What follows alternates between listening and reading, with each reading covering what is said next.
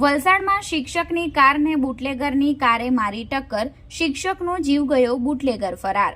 વલસાડમાં દારૂબંધીના નામે આજે પણ ફરી પ્રશ્નો ઉઠવા પામ્યા છે, જેમાં દારૂ ભરેલી કારના ચાલકે એક આશાસ્પદ શિક્ષકનો જીવ લીધો છે અને પરિવારનો આધાર સ્તંભ છીનવાયો છે, જેમાં માતા પિતાએ એકનો એક દીકરો ગુમાવ્યો છે। આ બનાવને લઈ લોકોમાં ભારે રોષની લાગણી ફેલાઈ છે।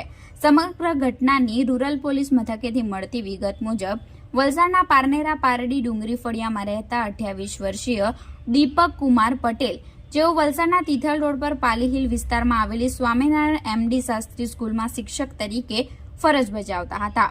તેમને સવારે વહેલું સ્કૂલમાં જવાનું હોવાથી ગતરોજ રાત્રે તેમના મિત્રો સાથે દીપકભાઈ પોતાની city Honda car number GJ15CB0988 લઈને પોતાના ઘરેથી પારનેરા હાઈવે પર કારમાં CNG પુરાવવા માટે ગયા હતા અને ત્યાંથી પરત આવતી વખતે ચણવાઈ બ્રિજના સર્વિસ રોડ પરથી પસાર થઈ રહ્યા હતા। જે દરમિયાન દીપકભાઈના કારની આગળ એક સફેદ કલરની સ્વિફ્ટ કાર ઊભી હતી અને તે સ્વિફ્ટ કાર આગળ નીકળી ગયા બાદ સામે તરફથી ફૂટપાથ ઝડપે દારૂથી ચિક્કાર ભરેલી ઇનોવા કાર નંબર GJ15BB2402ના ચાલકે દીપકભાઈની કાર સાથે ધડાકાભેર અથડાવી હતી અને ઇનોવા કારમાં સવાર બુટલેગર કાર મૂકી જગ્યા પરથી ભાગી છૂટ્યો હતો।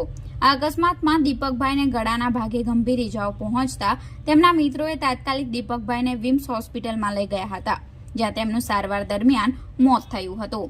આ બનાવમાં મળતી વધુ વિગતો મુજબ દારૂ ભરેલી ઇનોવા કારના ચાલકે અન્ય એક કિયા કાર નંબર GJ15CK5457ને પણ ટક્કર મારી હોવાનું જાણવા મળ્યું છે। ત્યારે આવા બુટલેગરોને વહેલી તકે પકડી તેમના વિરુદ્ધ કડકમાં કડક કાર્યવાહી કરવામાં આવે તેવી માંગ ઉઠવા પામી છે।